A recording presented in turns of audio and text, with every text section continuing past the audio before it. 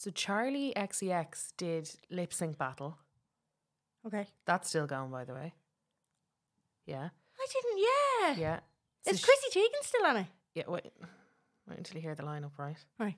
So it was Boy George In real life? as like the DJ. Anyway, not the point. So Charlie XCX did Lip Sync Battle. Okay. She did C'est La Vie. Bewitched. Okay. Right, so she was doing it. Love Charlie. Pathetic attempt. Love it. Like not even a Hain, nor a doe, nor a tree. Okay. Not even a little bit of a squiggle. It's like me dad as well. No? Kind of, yeah, no that, but like no attempt at the dance breakdown of the jiggle. That's the point of That's C'est the La Vie. point. Yeah. But also, is that song not about shagging? Yeah, I think it's about looking at boys and girls' bits, yeah. I thought it was about shagging, like full on. Yeah. Show me mine, I'll show you yours. Yeah. Of thing. Yeah, yeah. And then there was another line. It's gone out of my brain now. Playing with the girls, playing with the boys. Do you ever get lonely playing with your toys? What was the other Don't be one? shy.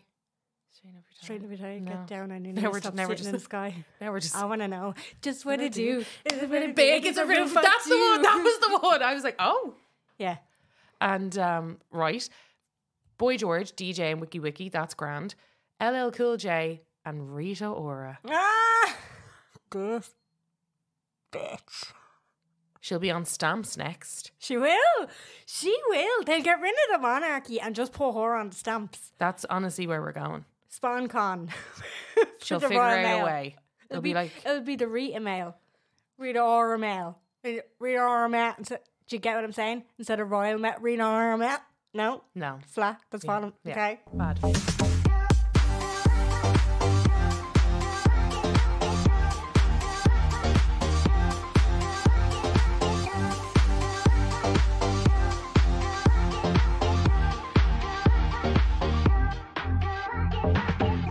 Hello and welcome. Hello and welcome. Hello. Hello there. What that was. Hello there, and hope you're all doing very well. C'est la vie. This week's obituaries. Shall we get into it? This is Jennifer from RIP.ie. How are you getting on, by? Hello and you're welcome to the Unpopular Opinion Podcast. My name is Jen. And I'm Carla. Yeah. What's the crack with you? I don't know. Not much. We're just fucking around. Yeah, you're just fucking We're around. just fucking around over there. Not a lot. Hope everyone's well. Hope the last episode went down a little treat. Oh yeah. Hope it did. Well, yeah, what's fun? Can't even remember what it was on. Neither can you have to put me on the spot here. Yeah, Like, honestly, what, I was what like, were hold we on. talking about? I was Casting looking at petty it. spells. Ah, yeah, the petty spells. A couple of people got back in touch with us Oh yeah. with a couple of more. Nice. Well done, yous. We love that. We'll continue to share all the bits on the Unpopular Opinion stories. Instagram page. Yeah. It's in the show notes as per usual, as is our Patreon. There's always a little bit of snippet at the end of the little teaser. But before we get into our topic, let's chat a little bit about the news this week. Well, I try. Hang on, I have a sound effect. Now. It's a weekly news. Wiki, get into it. Come on. Taylor Swift dropped another album. Oh, for fuck's sake! This fucking. It has to be said. We won't be spending any time about this. No, I know. We've talked about the fact that we're not Swifties. I will say I was a little bit on board when I heard about the shade and the Kim Kardashian kind of bit of shade. Oh, Tell us your opinions there now. so old. Yeah. It's so old. And again, we cannot pretend that we were like cancelled or we went into hide. One of my friends was like, I had no idea she had such a hard time about that. I was like, I'm not denying the fact she had a difficult time when all that went down, but I'm also like, it hasn't really affected her career. You know, that kind of way? I'm like, it's not really affected her career. Anyway, don't want to talk about that. I do want to talk about there's so many theories, so much stuff happened. So she dropped the Tortured Poets Department. I think that's what it's called. That's a bit deep. There's loads of good podcasts out there that have covered it. Flop Culture has covered it. I know No Encore has covered it. But I do think it's... they're both Irish podcasts, by the way. Shout out to both of them. But I do think it's... I think it's crazy. Did you see the write-up? I think it was the New York Times or one of the larger newspapers had to leave their editor's name out of it because it wasn't an absolutely glowing review. No, I because haven't looked Swifties up. came so hard Really? for them the last time they did a not so glowing review. Okay. There was a certain level of craziness that came at them, and we'll be talking a little bit about that one. Talk about our topic this week. Yeah. But so this time they had to say we've redacted the name of the journalist who's done this for protection. Oh my God. Like, how have we got there? But again, not Taylor Swift's fault. Taylor Swift's fans' fault. Yeah. Yeah, but I do think it's interesting. There's lots of theories that are coming up now. One of them is Taylor is apparently this is where it's like people can make a mountain out of a fucking molehill. There is a lot of people saying that Taylor Swift is a big book talk fan and that she's talking about a very famous character in a Sarah J. Maas book in one of her songs. Right. And are now doing fan art around that to like make that fit that narrative.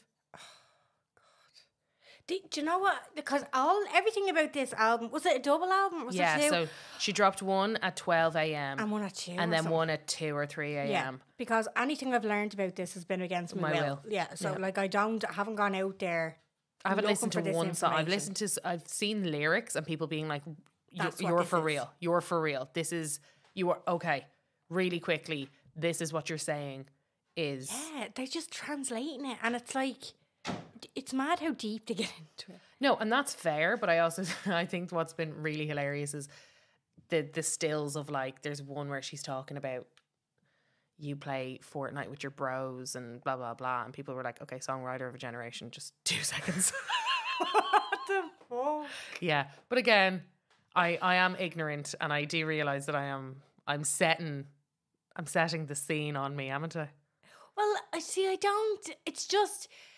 it's the same way. Another example I could give of this is, remember, like, everybody was going, and we even were looking forward to the Barbie movie, but after it came out and then the Oscars came up and it wasn't given as much notoriety as, say, other films that were coming out at the time, and we were kind of going, it's not that, it's so mid. That's what we're kind of saying. To us, Taylor Swift is so mid, but then I don't think we're exactly her demographic. No, we're not her demographic, but I do think that it's more interesting as a look at like culture. Yeah. But I also think that if she did write that song in particular to kind of maybe suit the Throne of Glass narrative, the Sarah J. Maas kind of like, because Sarah J. Maas, the author of this series, is a huge Swiftie. And I think she's put dedications before being like to Taylor Swift. So I think that's cute, right? Yeah. That's cute because like if there was like a pay it back. But I also think that Sarah J. Maas right now is one of the most popular authors in the world. Yeah, okay. So again, I'm like, the marketing brain in Taylor Swift works as hard as Kris Jenner. Yeah. It's crazy. But I commend that too. I'm like, you are clever. Yeah. You know? Like, nobody can spend money like that woman. No, that's fair enough, but it's when the Swifties think it's like, it's genius. It's kind of like, no, it's not. Like, it's a good time and it's great music and she is very talented. Like, there's no one taking that away from her. She's an incredibly talented she's a great woman. performer as well. Like, I've seen clips of her performing. Like, she looks like she puts on a fucking good show. For sure.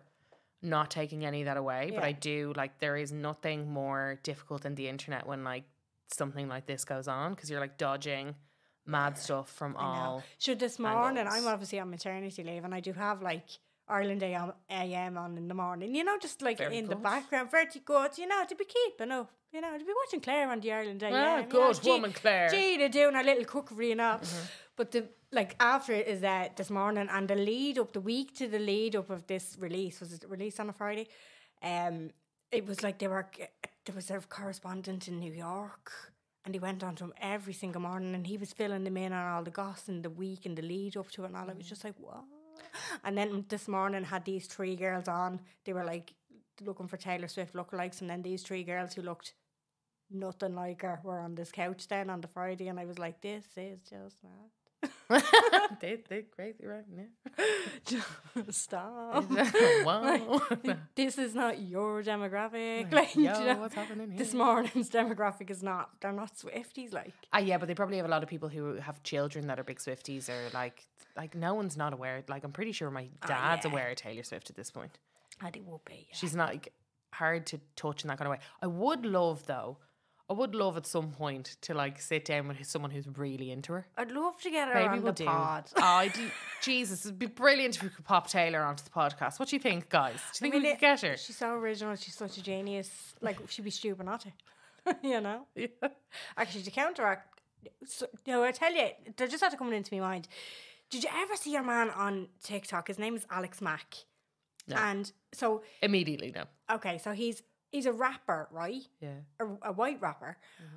And he does chat roulette or Omegle, one of these things. And is that still knocking around? Still seems to be still knocking. Unless if this is old footage that he has up on TikTok, but he seems to do it often enough, or they seem to be recent enough. Now he's obviously gotten really fucking popular, and I think he actually has songs out now. Like, but he got his kind of come up off TikTok. From what I can see, it could be a different story. Mm-hmm. But he went on chat roulette and Omegle, and like you're talking about a lyrical kind of genius on the spot, like a person who thinks, you know, like as quick as people say Taylor Swift does.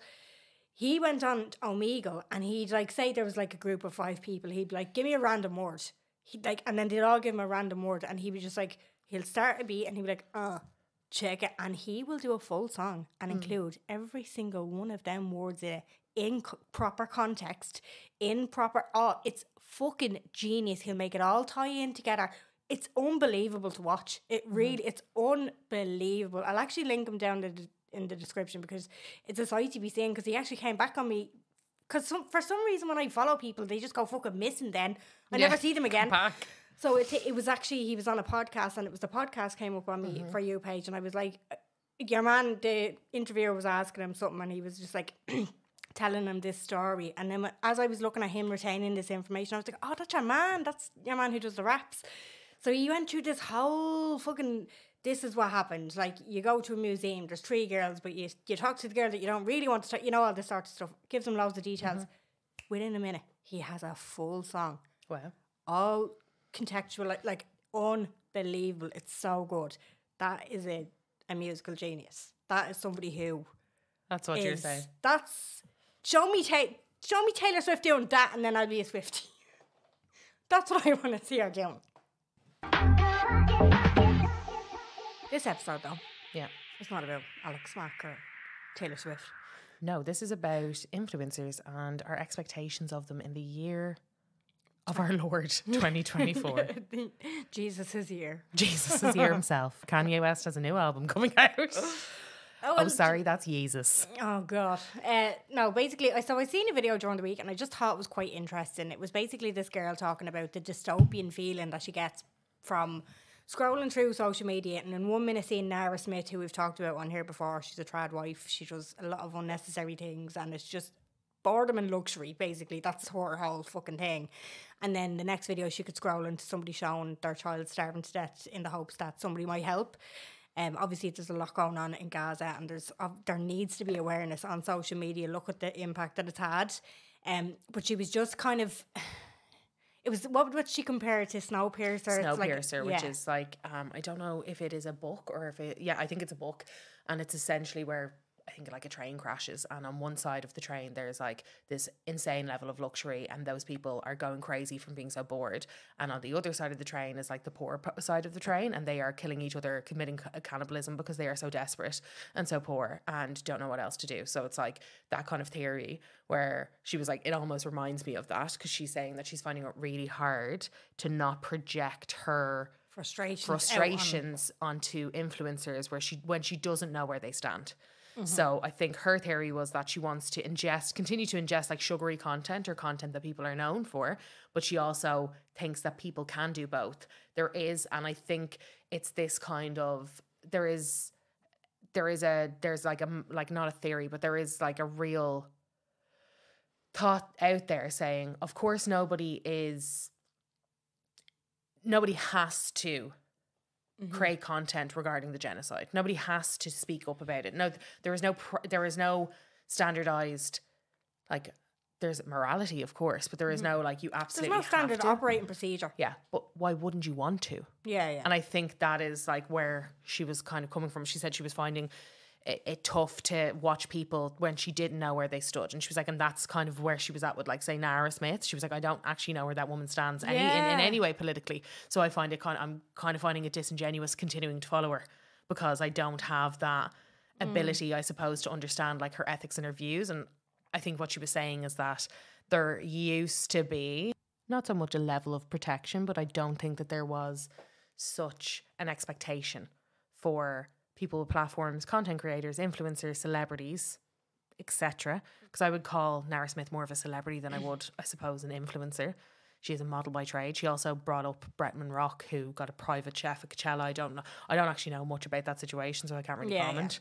But she was saying that she's finding it nowadays, it's not just like, I'll watch the content. It's like, because of how much we've ingested, because of how aware we are now of what's going on in the world, she finds it super difficult to be able to just take the content for what it is without actually understanding what that person is, in the hopes that she's continuing to support the right group of people that align with her views. And I understand that. So I do get it. I did find it really interesting, but I also found her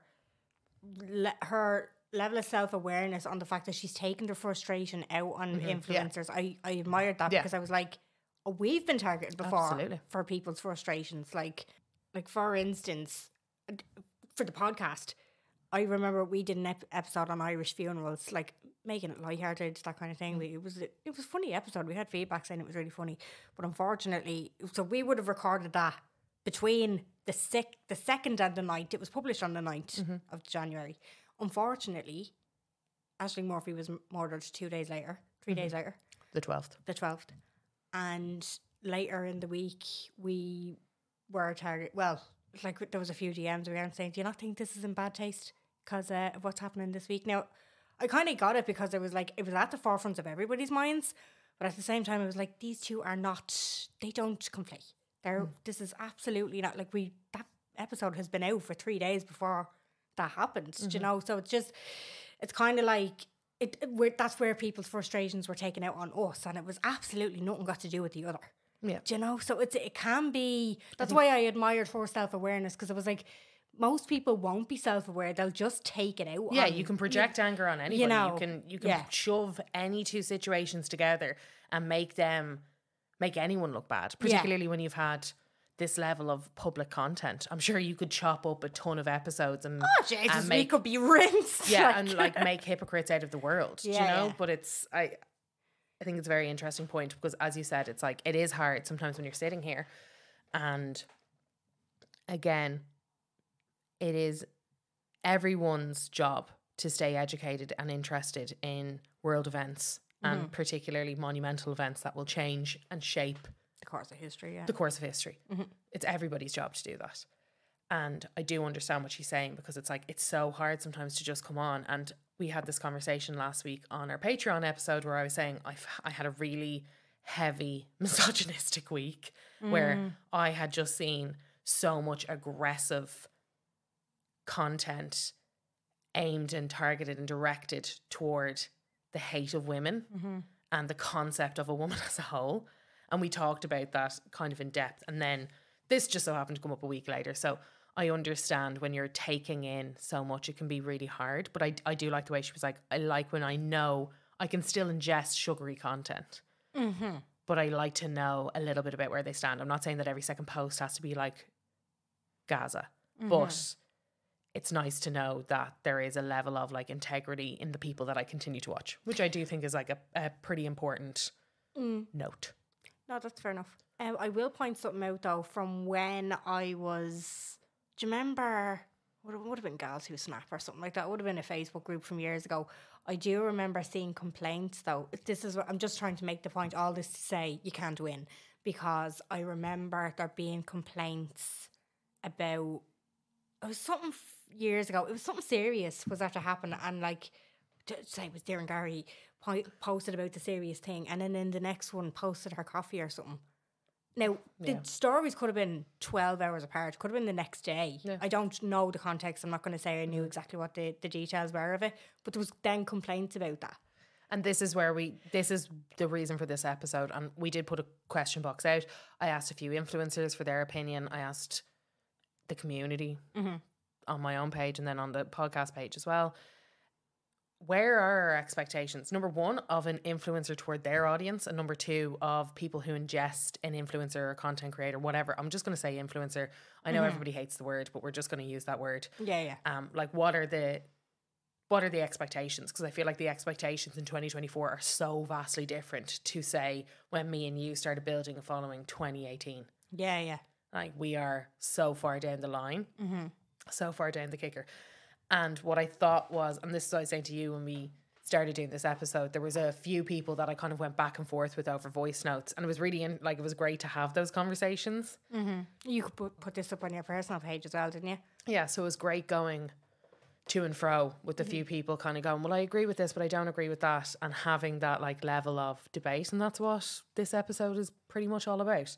So I think the best way to maneuver this, shall we say, is to go through a couple of the pieces and just give our thoughts and our opinions. Yeah.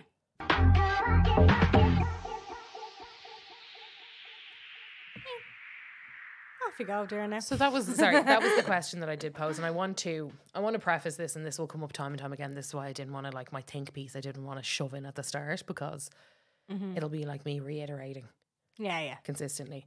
But I do think, and this is with celebrities, with everything, that there is a real pressure for some people to be everything to everyone at all times. And you just can't fill that void. And it's also not up to, it's up to the audience to be able to understand that and to shape that. Yeah. It's not up to that creator. They're kind of, there's an element of what about me in ism, isn't there? Yeah, as well. Absolutely. It's still happening. And like, that won't go away. I don't think that will ever go away. I think until you've lived both sides, until you've kind of flipped both coins, I think that's the only real way that you can kind of like ride both waves. But I do understand like the heavy critique that people with platforms are under, because that's like, you are effectively a marketing vehicle in a late stage capitalistic world. So there's a bit of that going on too. This one I think opens it off nicely. Oh girl, I was just having this conversation. If influencers or celebrities haven't made statements for Palestine, or at least anti-genocide, it's starting to feel icky to love them, especially giants like Beyonce. I also think there's a huge impact on how we judge each other as consumers, as if to ask, how can you go so hard for someone who has a platform and is silent? I feel like it exacerbated how that all started in summer of 2020 with being a conscious consumer, but now it's evolved as to who we follow and we repost. Like, if somebody I know that follows Chelsea Handler, I'm still like, oh. I'd be the same. Like, it is gone. I do now, where I didn't before, I do now see if somebody's following somebody problematic, I'm like, I cast a judgment now, whereas I wouldn't have before. Yeah, I think there's like, sometimes you can follow people and be like, oh, I actually didn't realize I was still following, or like nowadays it can be it can take a bit of time for someone to pop up on your page. But then I also am like, if you're like interacting with their content and like liking their content a bit, like Michael Rappaport, I've never unfollowed a man so quickly before in my life. What a loser. So, and that was really frustrating to me, because for someone like Michael Rappaport to be so interested in like Bravo and things like that, I thought it was so gas. And then I was like, oh dear. Yeah. You know? I know. I was the same way. Who did I do? Amy Schumer was a big one. She was Gonski. Yeah. I'm trying to think of any other person that I just based off their morals, but I can't think at the minute. Yeah, I think there's a massive difference between moral choices and understanding that people online are flawed humans and can continue to change their opinions and can continue to grow as humans. Yeah, I know there is. Like, the person I was 6 years on the internet is not the person I am now. Absolutely. And it would be, I think, as audiences, as you grow up and as everybody grows up, your audience can change and your thought process can change. But I do think there's a big part to say, Becky Jones. She is a influencer, TikToker who primarily does food content. Okay. And like puts up food content all the time. Right. And she is horrifically bullied consistently in her comments. Like, I was on one of her videos before, and I think it might have been posted for like 2 minutes, like when you get in quickly, like, oh, just popped up. Oh, Jesus, that was whatever. And the comments were a cesspit of hate. because she identifies as a fat person and because she was talking about food.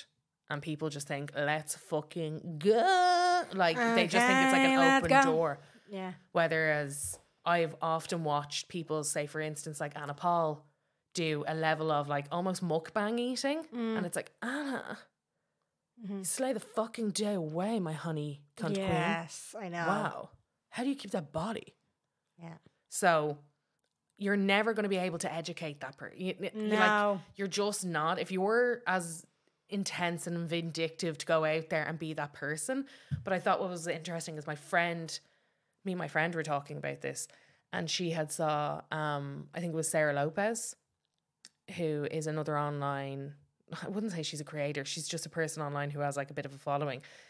And she was like, when she sees Becky Jones's videos and she sees the comments, she was like, I always remember people are not inherently good. They're actually inherently evil. Yeah. Because there is no, like, Becky's not out there being like, not that it would be your fucking business anyway, but Becky's not being like, I'm trying to lose weight here today and I'm trying to do X, Y, and Z and here I am eating my McDonald's. So therefore you think you can swoop in being like, McDonald's might not be the best thing for you. Yeah, yeah. But again, where is that level? Like, keep that same energy for a slim blonde bird who's eating the same amount of food, or someone like Anna Paul who has often done intense levels of mukbangs. And in the comments, it's like, she's not really eating all that. She couldn't be eating all that. She probably is. Yeah. You're just been taught a lot of, there's a lot of unlearning for you to do there. So yeah, I think that brings up another, because everybody wants to believe that people are inherently good. Yeah, I know. But people on the internet, it is really hard sometimes when you're on, like, I don't know personally, I couldn't handle that level of. I think I heard it somewhere. It might have been the Ghosted podcast. Somebody was saying that it was that people are gone so they're like tunnel vision with this whole be kind movement that face to face people are being more kind. Like there's less. Yes, I saw this. Yes. Yeah, that there's less kind of people being confrontational in real life, and there's less kind of altercations in public, so that they're all their frustration is coming out online. Yes, and it's like I saw someone being like, there is now you have to kind of quote unquote be kind, but they're absolute arseholes in person. Yeah, and it's almost like they've taken that frustration where they like can't be the way that they almost want to be. So it's like the scales, or it's like, would you rather somebody present the way that they are? And I think it comes back again to like anonymous accounts. Yeah, I'm like, I'd love for you to present the person that you are off the account that you have, off the, name, like, date of birth, I just feel like location. If you don't have the balls to do it under your own name, why do it at all? Yeah. Like, if you were flipping to your burner account, if you have to go to a burner account, you need therapy. Yeah. You need to look at the man in the mirror. Like, there's work that has to be done there. Yeah. Look at yourself. Like, you're unhappy. Yeah. You're really fucking unhappy. Yeah. Whether you like to admit it or not. Like, you'll always see these people, like when they're on the thing, like, I'm not jealous. I can guarantee you now, I'm very fucking happy in my life. I wouldn't be jealous of her. There's something going on, though. Yeah. There is something going on, because if you were that unbothered, you would simply scroll on. You wouldn't, like, you know what I mean? You wouldn't be getting involved. If you have found the time to start arguing online. And I've had to stop myself a few times. I'm like, no, Jen, you're spiraling. Stop that. I think, you know what I mean? And that's just to stand up for people. Yeah. Do you know? But I would never be going on to give somebody fucking abuse online. Like, it's warped mentality. Yeah. I think if you're flipping to a burner account, you've admitted fault. Yeah. I think that's like the minute that you hit that, like, faceless, nameless. Yeah. I think there's nothing good could come of that. Yeah. It's the same with compulsive liars, because when I was watching that Who the Fuck Did I Marry, she actually made a very good point. She was like, there's two types of liars. There's compulsive liars and there's pathological liars. Compulsive liars do it for no reason other than to make themselves look good. Yeah. It doesn't change the outcome. They generally always get found out that they're lying, but it makes them look better at the time. So I'm like, if you're not happy with if you have to lie to make yourself look better, why not just be the person and do the action that you're in the first place? You know what I mean? Yeah. No, I don't understand why people do go out of their way to look like a different person. Just be that person. I understand why people do it, because again, it's like that projection, that rage, that all that other stuff. I do understand that part. I don't understand the defense of that. I don't think there's a world, and we've seen it again with Coco's Law. We've seen it with how much children, which seem to be sometimes when you're talking to the kind of this level of educated people, shall we just say, is the only thing that kind of gets into their brain. It's like, okay, I have to go. I don't know why I have to go there to be like, think of the children for you to like develop a conscience. Yeah. But sometimes I do have to just be like, think of the children. But like, there nothing good comes from an anonymous account. No. You know, it's like an anonymous tip off to the police is very different to what you're doing. Yeah. Bullying people online. Like, your opinion doesn't need to be heard. No, unfortunately. I think that these people think, oh, well, like, I just don't want to get blocked, but like, she needs to hear this. Yeah, it's outlet. And I do think, and that was super interesting, because I'd had this this conversation with one of our listeners who had said that, I will actually just whip out the message now. She said, I feel like this is an interesting topic because there's been a shift in the last few years. I don't know if that's because, like, I myself and the people I'm following are growing up and things in life have changed, but it's just different how it was. When influencers were relatively, what am I like? What's my gas? Relatively new. Relatively new in Ireland and fewer in between. I feel people listen to them a lot more and opinions were genuine. I feel nowadays, personally, I'm so much more skeptical, and a lot of people are, I don't want to say desperate to stay relevant, but sort of that, I guess. Like, they're clinging to any brand deal, jumping between skincare and a new fucking kitchen hob every second week because they get it for free with a discount code. Also, I think fair dues to the ASAI. I think that might be what it's called, for making people declare things a lot more. But we're not stupid, and there's still lots of people that don't. Where I used to go out and buy things people suggested, I'm very distrustful now. I'd only take certain people at face value, and like, if I was considering buying something, I'd be thinking on it way more and only listen to certain people. I don't know if that's me being more careful with my money or just not buying any old shite though, or if I'm just more wary. Short answer is, every second person is a wannabe influencer, whether it be TikTok or Instagram or whatever, and I trust nobody anymore. The bar is on the floor. And what I'm going to say next is likely very unpopular, and please don't hate me. Okay. I know it's a cesspit, and I don't mean yourself or Jen or people who work hard in day-to-day jobs, but people who hinge their whole income on flogging whatever Hoover hairdryer is this week and would literally sell their granny for a few followers and a brand deal, and then trying to hide it from the revenue and having the best of both worlds. I don't get mad sometimes at the scrutiny of what these people are at, because frankly, it does need to be done in some cases. Okay. She says, I say that as somebody who has never written anonymously on any kind of forum or nasty place, but I have had these conversations with some of my friends who have. Oh, okay. And some of the things that she brought to my attention over certain influencers, I don't disagree with. So I'm not going to play the voice notes because there was plenty of them back and forth. But my response to that was, okay, why is it the public's job to be judge and juror of that? And I do understand sometimes the frustration and the misconception of an online person's role. But at no point in time is, as I've just said previously, anonymous profiles or anonymous forums ever going to be a positive place. And she kind of almost, and I said, you've almost answered your own question. You and your friend spoke about it and spoke about your thought process. Is there now a step for you to go and make those things public and uncontrollable almost? And perpetuating narratives? I don't think that anyone's above critique, but I do think we have to be careful as to what kind of positioning we give that. And this is where it comes into, I think anyone's allowed to say whatever the fuck they want. Anyone's allowed kind of, I suppose, come up with their own narrative. It's when you project that and try and perpetuate that is when that becomes a problem. No one needs to hear your opinion that badly. No, they really don't. And like, there's always going to be those people who are like, oh, fucking influencer, that's not a real job, you know. And like, we are still within the first decade of this being a thing. I've said it before, whether you like to hear it or not, there's mortgages being given to influencers. Oh, it's a real job. It's a real job. I know that's really hard for a lot of people to understand. It is a real job, unfortunately. Yeah. It's not even a job I do full time, nor does Jen. No. So it's We kind have day of like, jobs, like, yeah.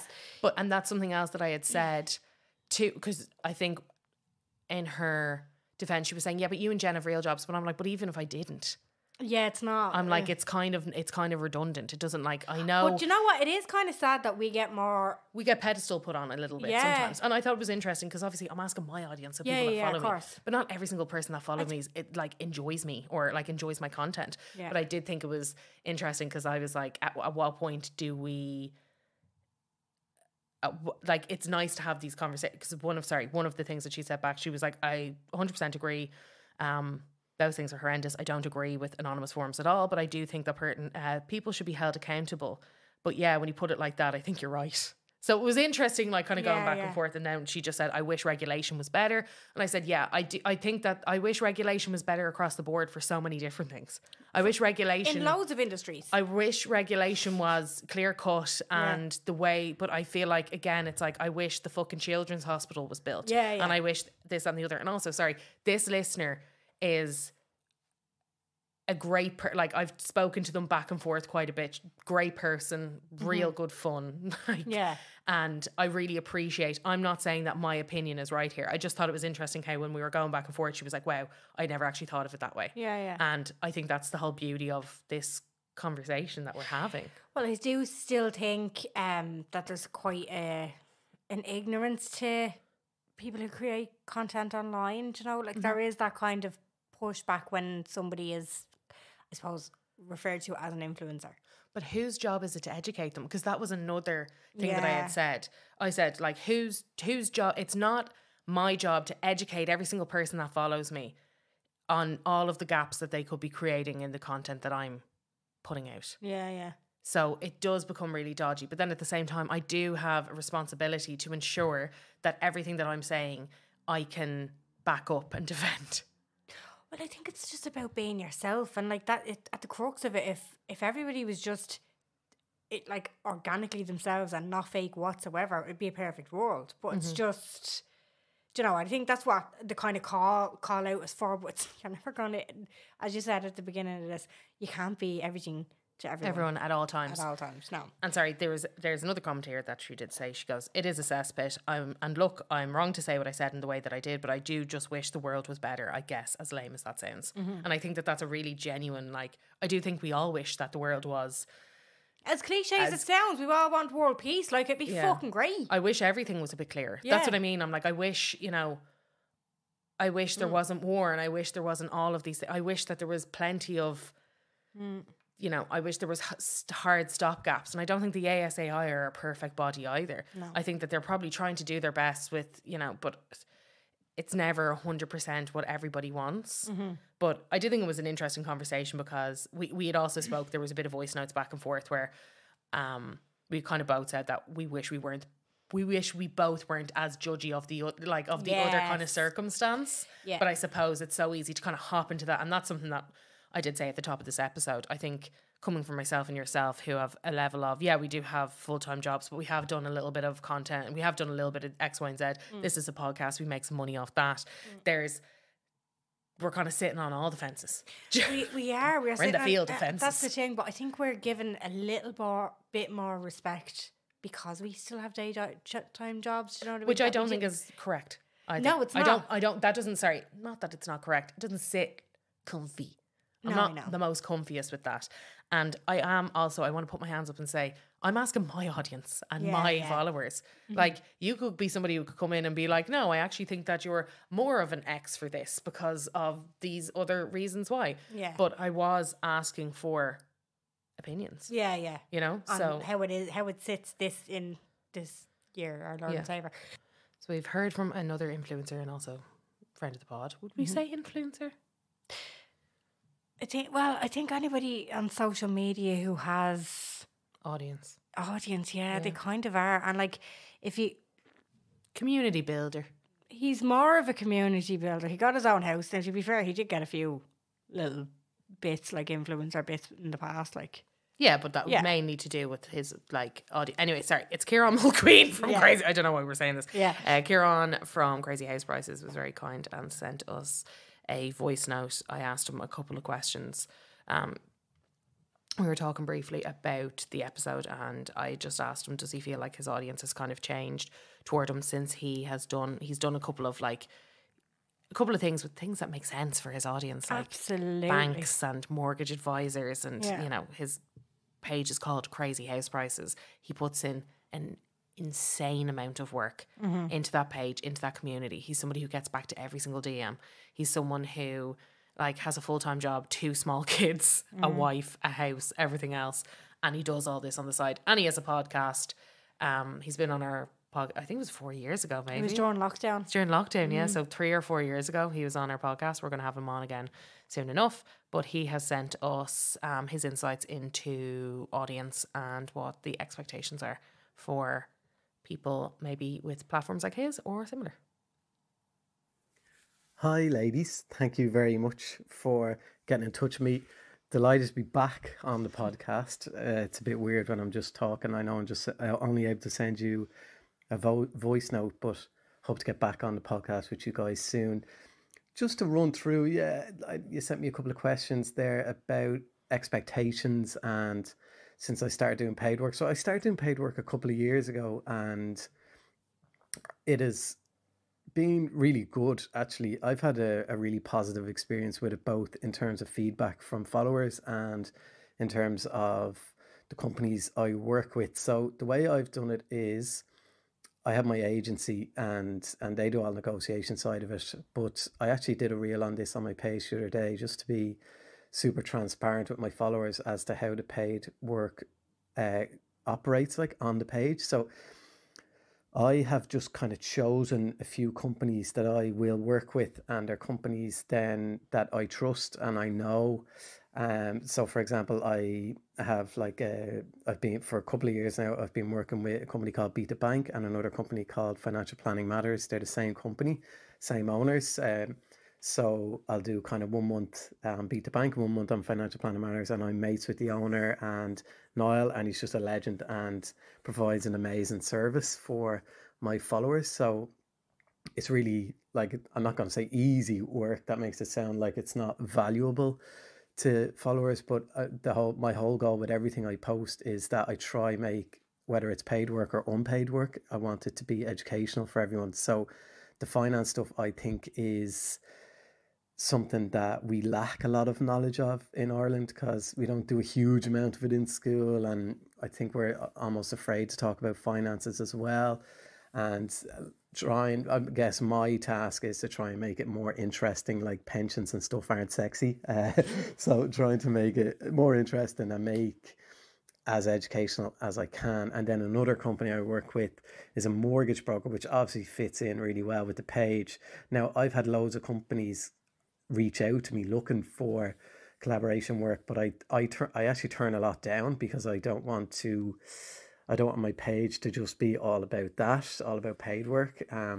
So as it currently is, it's only about 1% of everything I post is paid, and over 99% is just free content. So the mortgage broker I'm working with is Finance Solutions, and that's Owen the Mortgage Guy, who you probably know from Instagram. That's where he works. So again, a brilliant company, and I know them really well, and I've been working with them with Owen. I wrote a journal with Owen and all sorts. So I really trust them, and I know they do a great job as well for my followers that use them. And then I'm also I have a contract with Daft, basically trying to do surveys with my followers for Daft as to how they can improve the app, what they can do, and then also just kind of highlighting tools on the app that people maybe don't know a huge amount about. Like, so Daft have built this thing into their platform that you can do offers online, and I really like that because it makes it really transparent. You know, you're not bidding against yourself and stuff. So they're my 3 main contracts that I work with. And sorry, this probably all sounds really boring now. I didn't know that about the Daft thing. That's feedback, great. I haven't really got any negative feedback, to be honest. I think I have built up kind of a really good rapport with my audience. I know them really well and they know me really well, and they know that I'm not going to sell them shit. So and with the company supporting me means I can keep doing the 99% of free stuff that I do on the page. So I think I've built up a lot of credit with my followers and in that aspect, because there is so much free content there on the page, and I spend literally 3-4 hours every day in DMs getting back to people. So in terms of what people expect from me then in DMs, it's kind of like anything. I think the process of buying a home is so overly complicated and overly difficult, more difficult than it should be. And that's a whole other podcast that I know I've done before with you, and we'll probably do again. But I totally understand why people are at a loss, and they feel like, I guess I have, through the popularity of the page, I guess somehow managed to position myself in some sort of agony uncle role for people who are trying to buy a home in Ireland, and I've literally written the book on it. So I can understand people's frustrations, and basically any question I get in, I've gotten in before. So the way I deal with that is I tend to have saved replies for the most common questions that come in, or I'll link them to a podcast I've done on it, because a lot of things need more nuance, a lot of things need a bit more in-depth of an answer. So rather than me just give them, you know, a 2-word answer, it's like, okay, check out this episode of my podcast or whatever. So it does take a huge amount of time. And for the most part, people are really grateful, which is great. I've just had a really positive experience with it all. I very, very rarely get any kind of negativity, any trolling or anything like that. I have my own opinions on that, and I think as wrong as this is, I think a lot of it is down to the fact that I'm a man, and unfortunately I think women just get a lot more grief and trolling online than men do, and I think that's dreadful. So unfortunately, I think that could be part of the reason why, and I don't think that's okay. I think everybody should treat everybody with respect online. The odd time I'll get back to someone and I'm just like, dude, like, you really need to look at how you engage online. Like, I'm not here, I don't work for you, I'm not your servant. Like, the odd time I get someone who's just like, this content isn't relevant for me. That single person managed to buy a house, but what's the context of it? Did they have rich parents or not? I'm like, dudes, like, come on. Like, so that's very, very rare. I mean, like, it might be one in every couple of thousand messages. So for the most part, it's been really good and really positive. And I do think I've built up a bit of credit there, because I've done so much helpful stuff that sometimes people are just messaging being like, they'll ask me a question that I've already answered somewhere on the page. So I'll just link them to a post I've already done on it, because I understand you're not going to scroll down through a couple of hundred posts on an Instagram page before you ask the question. It's easier and quicker for them to just pop into the DMs and ask a question. So for the most part, I think it's been great. And I would like to, I'm looking forward to listening to this, because I want to know how you guys are getting on, because I do feel like, from my own experience anyway, I get very, very little trolling, but I know most other people, or influencers, or whatever people want to call themselves, do get a lot of trolling online. So I'll be interested to hear why. And thank you guys for doing it. And I hope to speak to you both very soon. That was interesting he's like, do you know what I mean? Kieran is just loved all round, and he's just so good with his content. And we actually spoke about this on our Patreon episode. We were like, he shares the good news stories. He's the person that people go to DM when they buy a house. You know what I mean? Like, he is that for people, and he's built more so a community rather than a following, which is just lovely to see. But I do appreciate that he knows the difference, and I appreciate that he can recognise that women do get more shit just for being women. Absolutely. Yeah, I really appreciate him saying that, because it's something that we didn't actually touch on. Yeah. In this episode, like, we just kind of take it for as it is. Like, we forgot to add that one in. Yeah, no, I think, it is so true though, because like, even all of the gossip, the troll accounts, the gossip forums, all that, like, we know it's mostly women. Yeah, and again, there's so much that he said in that, and it's so nuanced, and I think it's it's great to see that it's such a positive experience for him. I'm glad that Delighted it is. it is, because I'm like, fuck me, you put so much work into it. I'm like, well Yeah, done. Do you I know? So know. I'm like, I'm really, it's nice to hear that. But it's also nice to have a man unprompted understand that there is a gender specific quality to the level of positivity. Yeah, And that's really it's refreshing to hear. refreshing to hear. And it's really like, again, it just puts the spotlight back on what we were talking about last week on that women on women crime and the level of, I suppose, distaste that does be going on at the moment. And Yeah. Now, what I did find out towards the end of that it was quite. I was like, he still gets the "what about me" as in posts. Yeah. So it does. It's like, do they have rich? I'm not going into that. I'm I'm not here But to. what about me? But what Yeah. about me? Yeah, Like yeah. that's not. You know what I mean? I'm not writing a thesis on this one It's human being. it just goes to show that it's not it's not always the content creator. It's the person receiving the content. Like it's just that's For sure. absolutely a valid point. There's that. But thanks, Kieran. We will hopefully have him on the podcast soon. Very soon. I have another DM here. Hello, OG listener, love you. Thank we love you too. We were chatting about this in work the past week, and out of 10 of us, we all said we've unfollowed a huge amount of influencers. We all said it was due to the cost of living. Some influencers are selling this idea that, air quotes, oh, you absolutely need this or you'll die without it. We ranged in age from 24 to 35 in with the same opinion that we've become more buying conscious. If the same sponsored post is coming from many influencers, we've all passed on it. I think influencers have hit saturated levels and it's shown with more sponsored posts. No longer are we buying hauls of clothes. Instead, we are swapping dresses for weddings. But that's like a conscious consumer. That's how like we're moving forward. Yeah. And I do think there's a massive, I think you have to move with the times too. Yeah. And I think it's hard sometimes because there is, again, a pedestal on people that I think have moved on from the straight up influencing that they came from, like your typical Irish businesswoman, like a Rosie Connolly or maybe a Pippa or any of those kind of people that have kind of moved into businesses now.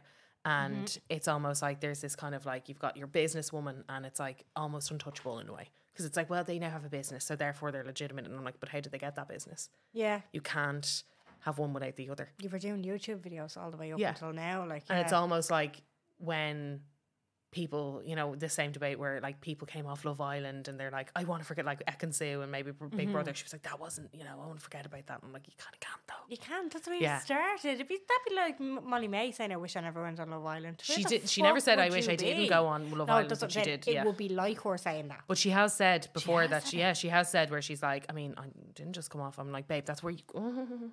Yeah. And I'm like, oh. You wouldn't be this far if you didn't. You can't. There's a phrase around it I cannot remember, but it's like you can't look that way about that thing when that thing is why you're on this level. There's a slick saying that's a not coming to. stupid way of saying That's a stupid way of saying it. But I did. I have this from Simone Scribes. Okay. You'll find her on Instagram. She is a beauty writer, content creator, esthetician, training to be an esthetician. Glass face beauty queen. Glass face beauty queen. Great fucking skin, I tell you that. Fucking grey face. Fucking beautiful. Jesus, she's gorgeous. But she did give 4 separate points. Oh, lovely. From the outside, I think it's great to see so many genuine influencers and media types leaning into careers and niches that they've built from being online, launching fashion and beauty brands, etc. Number 2, directly connected to this, I think the selling anything approach is now very much on the way out. People just won't tolerate it. It's not believable, it's not realistic for influencers to be shilling one random product one day and the other the next day. It's lazy and it is quite insulting to the audience, in my opinion. From the inside, I think influencing, and I really hate that word, has really established itself as a standalone industry. Brands are basing large parts of this strategy on influencers. I don't think it's an industry that's going anywhere anytime soon. If anything, it's going to eclipse traditional approaches to marketing. And on that point, while influencing is an important part of brand strategies, a large portion of them are still taking the piss when it comes to rates and more specifically usage. So many still treat influencers like morons, like they don't understand contracts, exclusivity, etc. When in actuality, there are business-to-business transactions and they should be treated as such. It can be embarrassing. Yeah. And she said, and seen. I think there's so many companies out there that haven't used influencers. And so they go in and wing it And it's just, like she said, it's just unprofessional, kind of. You can tell when they've never worked with an influencer before. Do you know? Because, like, this game has been going. We're touching on, like, we're on the later half of it being a decade now. Do you know? Sure. Like, it's just, it's kind of, it is funny. And it's, like, it's, I see all of our points. I do. I do. And then I had someone, I don't know why, you know when like little snippets hit hard? And again, this was like a reaction to a question box. So it's like 2 sentences. But I was like, Jesus, I don't know why, but I never thought of it this way. Okay. Someone said, I'd like to see grassroots influencing again, not here's me making my morning coffee. As in proper beauty and makeup trialing, feedback, not this strange daily routine stuff. We don't need to be shown how to live our daily lives. Oh, That, I don't know why. I was like, my brain is exploding. that slapped me in the face. Yeah. Not that I've ever fucking created that content before in my life, but I Yeah, yeah. suppose, I think TikTok made that popular. No. Yeah, I think No. so. It's great. Faces has been doing that on Snapchat since 2017. Oh, I suppose I was never really... Do you know, like, it is kind of one of those things, and it's a very Instagram thing, I think. I think that was I don't know if it's because I see more of it on TikTok. I'm only just on TikTok. I think it's almost more acceptable on TikTok because it's like swipe, swipe, swipe, swipe, swipe, Yeah, swipe. it doesn't fit. Yeah. Yeah. Whether it's on like Instagram, I'm like, you know, I'm like, why are you doing What that? is it about TikTok where I think it's because it's the For You page. Yeah, Whereas you give it a chance, don't you? You're like, I didn't fucking follow this, but didn't it's okay follow- because but it's on my For You. because they're not shoving it in my face. face, Whereas yeah. because Instagram, you're scrolling through. Well, it is a For You thing now, but it was a soft launch because you have to specifically select the following tab at the top of Yeah, your yeah, Instagram yeah. feed. But generally, you just think you're scrolling through people that you follow, and then you're like, I think people start getting a bit pissed off because if they see something that they don't like, they're like, "Oh, I don't like this. Why are you giving this to me?" It's the what about meism again, Yeah, and yeah. it's just like, I don't know what it is about. It's like, it's just so funny the difference between all the different social media platforms. Yeah. And it's Isn't it? really like, because on my page, like in particular, I've been I've been targeted the same fucking Rimmel mascara ad. Not Rimmel's fault, Yeah. TikTok's fault, because there's a fuck up in their targeting. Right. Because I'm like, I shouldn't be shown this Yeah. consistently. Every time I open the app, I'm shown the same fucking person with the same. You can report that as a fucking problem. I've reported it as not interested, but it hasn't No. fixed the problem. So I'll there is report a thing. it as a problem. Because remember, I was looking for. Because they're wasting their money. Like, they're wasting that money on me again. I'm like, yo. Do you know when I was having a little route around last week? Because on our TikTok for the pod, we can see who viewed our profile, whatever. I was going through all the settings. There is a thing on it where you report a problem, and one of the problems is repeatedly seeing the ad that you said not interested. Oh, It's a specific thing. You know what happens. So do that. Because from working with digital marketers before, I remember they were saying that there was a level of unreliability when it comes to TikTok audience grouping. Right. Because they got the feedback that the same people were being showed the same ads, and I was like, not fixed, by the way, not fixed in any way, shape, or form. Feed that one back. I have another one here. Just my 2 cents on this. I think it's important influencers put actual effort into their ads and paid content. I always use James Kavanagh as an example, as his ads are brilliant. Unfortunately, some of the OG Irish influencers, she names a few, are very lazy with their content, and it's the same old shy and a bit careless. I think this is why so many people get fucked off with influencers doing nothing for a job. You can't, like, you could. Everyone has different styles, though. And personally, I want to, like, you know, the way there's this, and again, this is like me, and this is where I'm like, this is not the content for me. When I see people doing like Quentin Tarantino levels of content, I'm like, Jesus Christ. Yeah. This is a lot. This is too much. Yeah. But I don't like that level. But Yeah. if there's people making it, there's a market for it. Yeah. So again, I take myself out of that. Like, And I just thought, and I say, you know what, this isn't for me. So I'm not going to interact, and I might just mute. And if I can get away with it, I'll unfollow. But not everybody that I follow, But I can get away with unfollowing. But now, based off, and I'm not going to name who she kind of says is somebody that she's getting fucked off with, but just by the people that she's named, from my top line level, like, understanding of it, is that those people are constantly working with those brands. So Okay. it's not that it's the same old content. That's their job. Yeah. Do you know, like it's not. No, it's not revolutionary and it's not anything new, but it is what they're known for. It's kind of like an update. It'd say like it's a fashion haul. It's what's new in the shop, that kind of thing. But it's not a fucking crime either. Do you know? Like it is what we've come to expect from them, and I don't think it's fair to say they're getting paid for doing fuck all. I don't think it's fair to say that. Do you know? Yeah. Because they're just like they get their thing and they're making their bag. Like, do you know what I mean? If you're not interested in it, just scroll on. No, but I think it's okay to turn around and say that's lazy content. I don't want to interact with that. I think that's fair I know, too. but that's fair enough. But you don't interact with it saying this is lazy. Do you know what I mean? You can judge the content. Like I do feel like you can judge. I think you can judge everyone's content, but I don't think that you can create a narrative around that content. No, exactly. Or project. Yeah. I don't think you can decide whether one is good. And I think you can obviously in your head you're like, one is for me, as I just said, I can't with the Quentin Tarantino stuff. Yeah. I find it like I appreciate the effort, but I find it mortifying. Yeah. Because I'm like, who is interacting with that more than someone being like, let me run you through my favorites on, say, Hulu.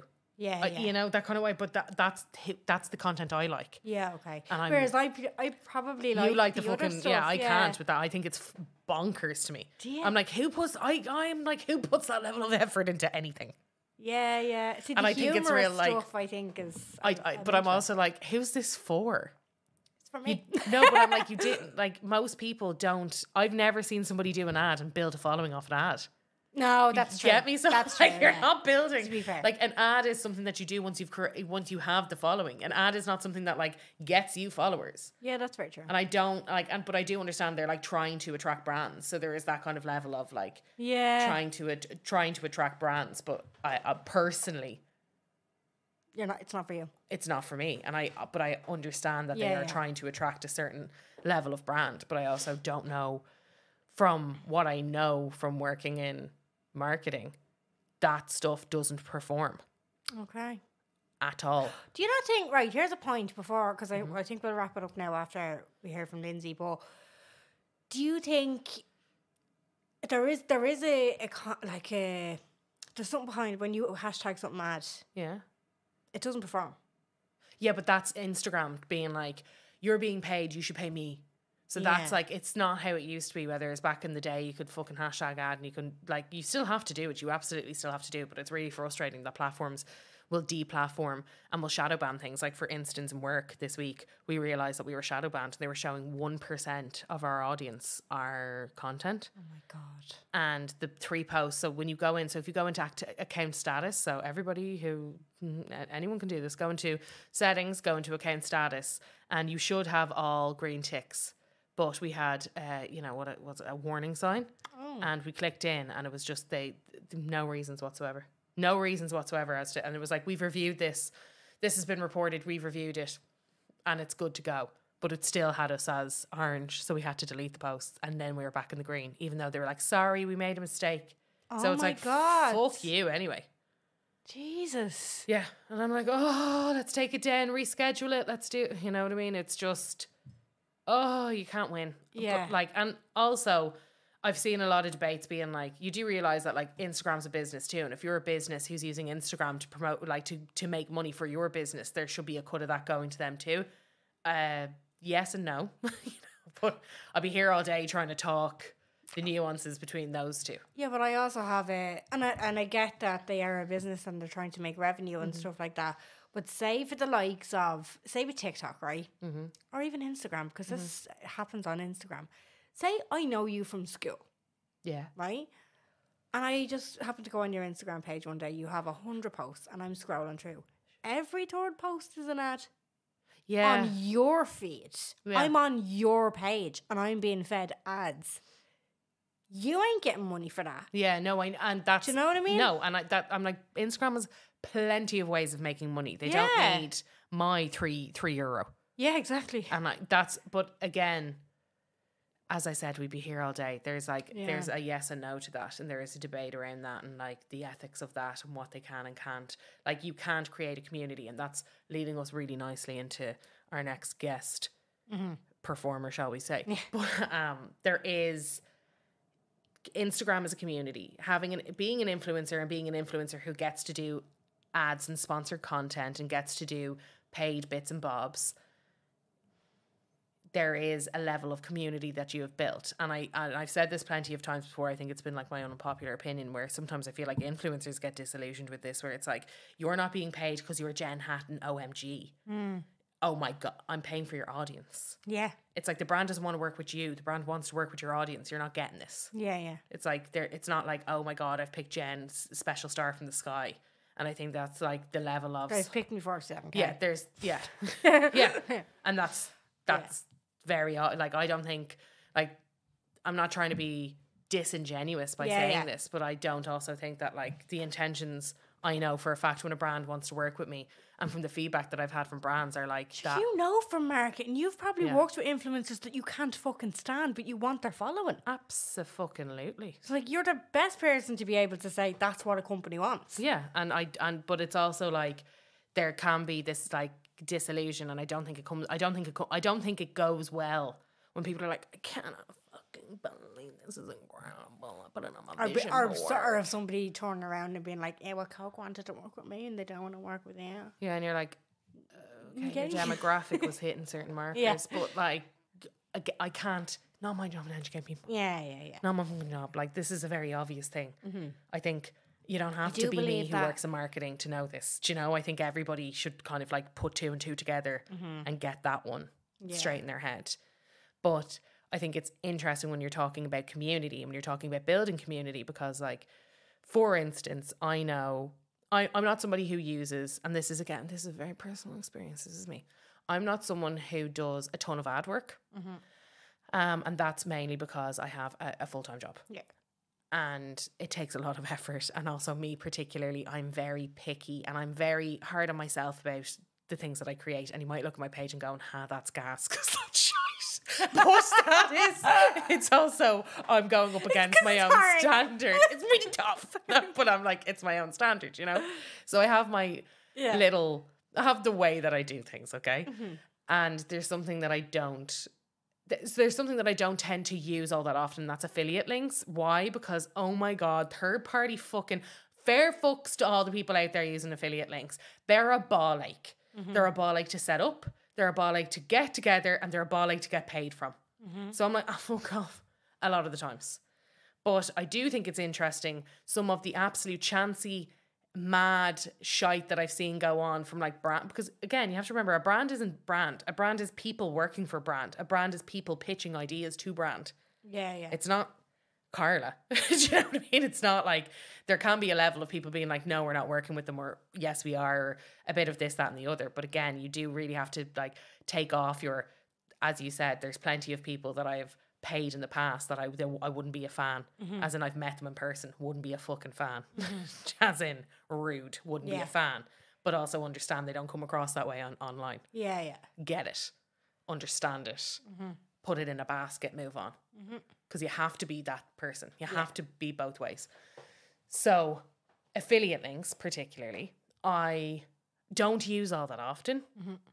And I know from, there was an incident with a brand not too long ago, shall we say, where I had been kind of emailing back and forth. There was an ask of an exchange of product.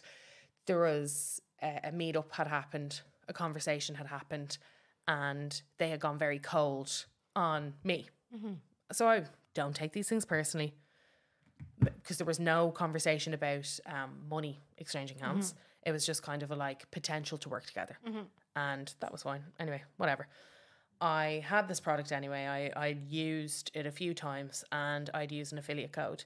And I got an email 2 weeks later saying that I had I'm not going to say the number, but I'd had more redemptions than anyone in the UK and Ireland.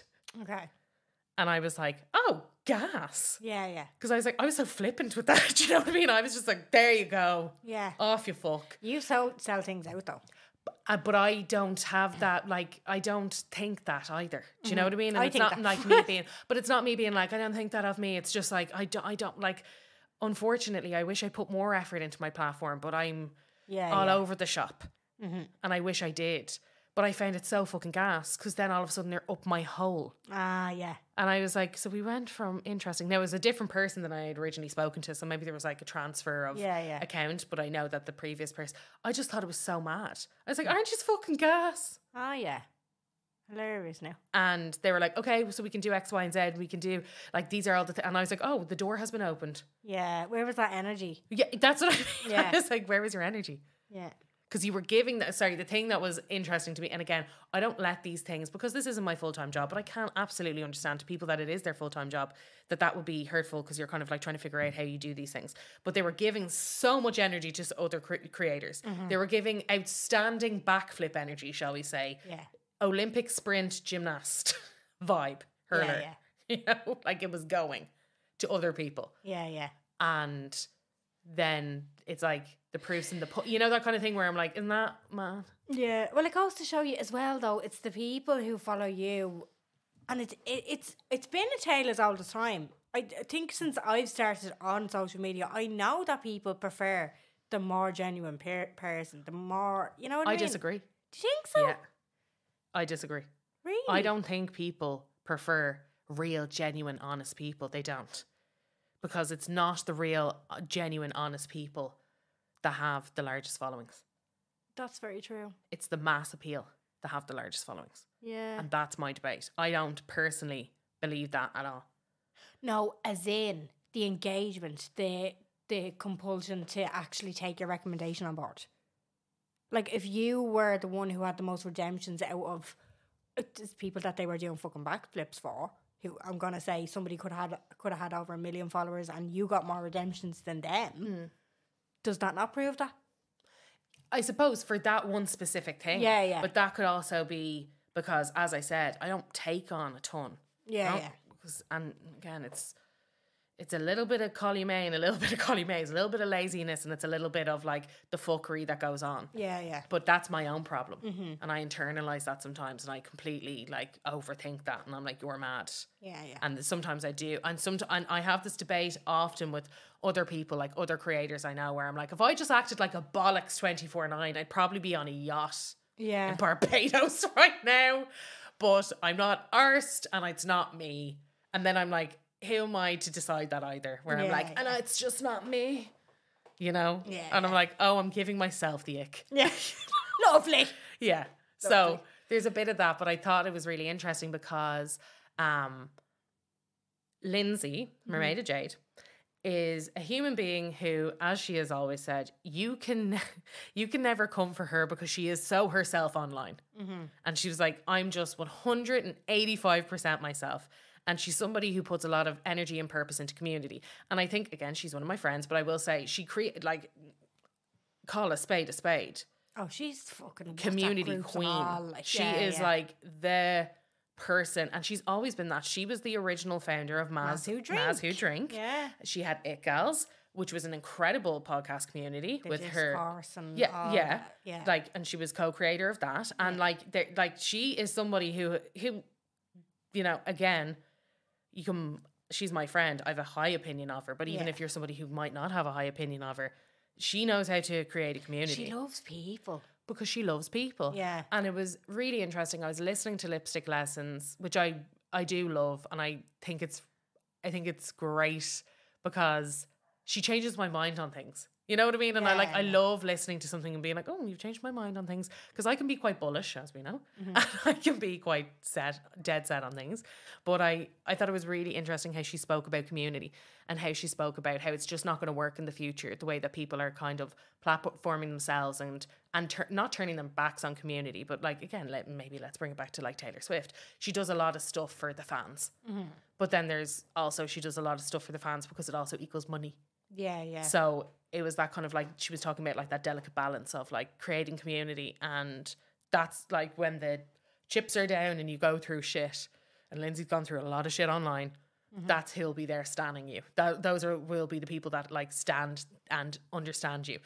If they're And I think her overall thing was like, if you're rolling with me now, you're rolling with 100% me. So you're not going to get a shock, because there will be no shocks for you. Yeah, there will yeah. be no like skeletons in the closet, because I'm telling you the stuff that other people won't. And I thought it was a really interesting take, because I'm like, yeah. And she was speaking as well about, you know, people who don't get back to DMs, people who don't get back to comments. And I kind of sit on the fence somewhere. I think you do too. I get back to every single human being on our podcast page.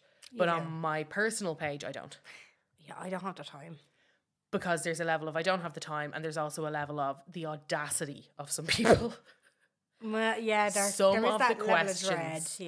Yeah. But it's like on the podcast page, there is no, I don't know why, and it's like it was in my own brain. It is different. It's a community. I get where you went with that one. We cracked the fucking code. Now I see where you're steering to. Yeah, it's a community, but I'd love to have that. I used to have that on like my personal Instagram page, but I think unfortunately I got taken advantage of a lot, and I was doing a lot of the work. Yeah. For what I felt like was absolutely fuck all back. Yeah. Whether what that looks like. And you should do things out of enjoyment and whatever. So now it's like, it's great. We both love having this podcast. We both love doing this. But I asked Lindsay to kind of elaborate a little bit on this topic, and I asked her for her thoughts. So that's what we're going to listen to now. The birth of the internet was 1983. So we've had the internet for a long time. And it is... She's going way back. Like, it is a world... I think still we're like, oh my God, the internet, it's so new. Social media, it's not that new. We're just... It's what's happened since its birth is so much... It's, I guess, kind of like a mirror to the art and cultural, political world that has now existed and transferred onto the World Wide Web. For so long, we pretended that it wasn't a space, where it is a space. Very much so. It's very live.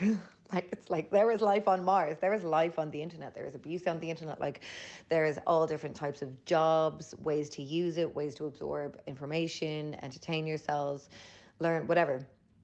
Then with influencing and social media and working on the internet, or especially really as someone who is self-employed on the internet, it's kind of like we've just like, it's so much easier to carve out a little niche for yourself, whether you're a musician, a chef. There's so many different ways, and that has just been multiplying so fastly and hard to keep up. So I think now we're in a space where we're looking back, or now we're in a time where we're looking back at like the history of the internet and really learning from the history as to how to move forward.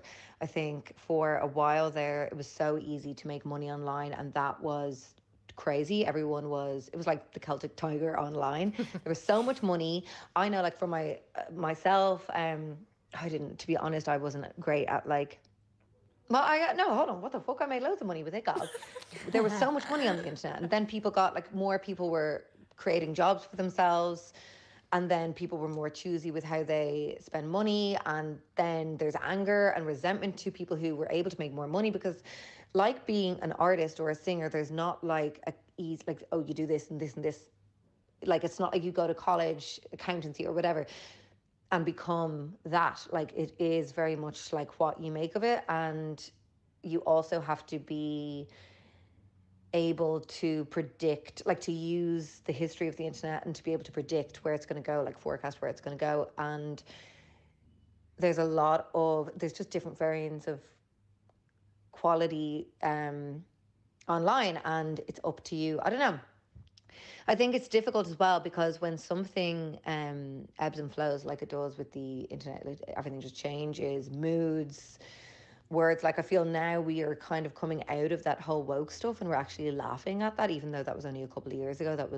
Everyone was getting cancelled left, right and centre. So I think it's strange, because I think now we're going to see we're going to separate the weak from the actually useful people, creative people, valuable people online. We're going to see that separation, because there's a lot of people who, when the internet was maybe more easier to predict, they were making a lot of money. Now they're not making as much money whilst working the same, and they don't really know how to change that. And yeah, you just have to be really creative and cultivate something in that space that is worthwhile. Yeah, like, I mean, even with when the whole, I think when the whole woke thing happened, then that birthed a lot of influencers who were leaning into the woke, I think, in part because that would make them potentially go viral. It was like a new way, a new hashtag. You know, it was a way to make money. It was a way to quickly get a load of, you know, oh, I'm going to be the voice for the person in the wheelchair, or the voice for the person who is non-binary, trans, it's like whatever.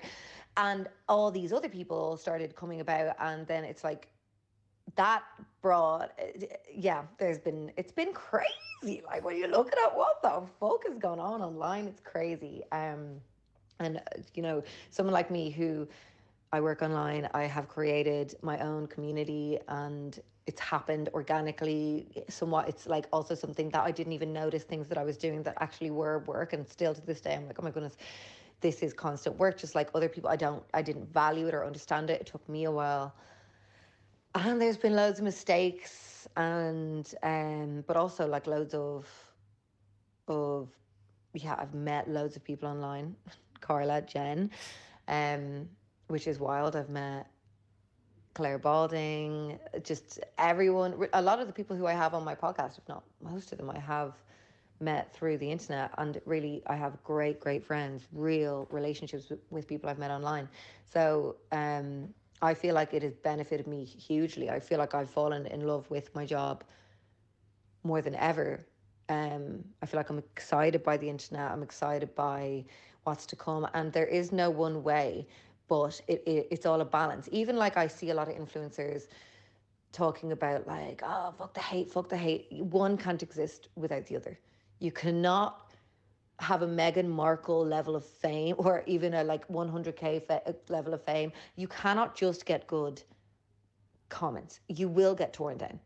Stop crying about it. Try to untangle it. Where does that come from? What is wrong? What is okay? Why is it okay on the world of the internet to talk like that? And it's not like, answer these questions. Try and figure it out. Like, explore it. Stop being so like, someone said I looked fat on the internet. Like, so what? Like, why are you acting like you haven't gone into like, you know, like had a shady comment in your life? Like, I don't know. That's my thoughts on the internet right now. If you didn't realize, I've been really exploring this heavily over the past like year, I guess, on lipstick lessons. So join me over there. Please, thank you so much for having me on, guys. Some interesting points, shall we say? Lindsay is thriving on the internet. I mean, I don't know. Like, for someone who has had so much shit, who has had so much shit, like she bounces back every time. But you know what? I think she has done a lot of work in what she was saying. Like, if somebody calls you something online, look into why that is, and it's not. You'll soon see it's not your problem. Yeah, but I still don't think it's okay. No, it's, you know, it's absolutely like, not. And it's hard. And I think I absolutely agree with what she's saying. You can't have one without the other. Yeah. You literally can't do anything. You can't be like, in an ideal world, it'd be great. Like I've seen hateful comments on videos of like granddads mowing the grass. Yeah. What's that about? It's never going to. Yeah, it's mental illness, babe. But like, you're never going to be able to, as I said, you're never going to be able to be all things for all people. But I just don't think the culture of trolling, anonymous forums, anonymous profiles, or any of that other stuff is like, is in any way like a cool thing. No. But again, I don't think even people that use them are like, well, I hardly think it's a cool thing, but it's an outlet. So there's a bit of that going on. Mm-hmm. One thing that I do want to say, and we'll delve into this more on our Patreon episode, is that I do think that there is a much higher expectation on people who are part of marginalised groups. I think there is a much higher expectation for them to be a level of perfect and a level of an idea that people have on them. Really? Yeah. I think people that belong to the LGBTQIA plus community, I feel like fat people, I feel like disabled people, I feel like anybody from any kind of marginalised group, I feel like they have such a higher expectation from their audience that almost detaches them from when they make a mistake. Yeah. So when it's like treble the work, I feel like, for them. Because again, I think people project images of trust. Yeah, that's true. And I think that is a really hard thing for anyone I know that Lindsay was talking about it briefly, just about like woke culture and where people were kind of going with that stuff, but I do think that there is such a higher level of expectation on those than say somebody who is, I don't want to say vanilla or basic, or do you know what I mean, because like we're all a bit vanilla, we're all a bit basic, but as in for people who are living, I suppose, a more, I get what you mean. a more, what would you say, expected life, or a more normalized, or, you know, what would you call it? Neurotypical life. Yeah, yeah. Yeah. Mm-hmm. No, that's absolutely valid. Yeah. We you need to go and record that. This conversation is not over. This is not finished, over. right? We've got loads more to say. So we're going to be doing that on Getting Patreon. proper candid on Patreon. Yeah. Before we wrap up on this episode, we'll obviously give you a snippet, as I say always do. We've been doing it about 4 weeks now. Yeah, we always do that for We you guys. always do that. Oh my God, we're fucking crazy. Before we go, you have an unpopular opinion? Yeah.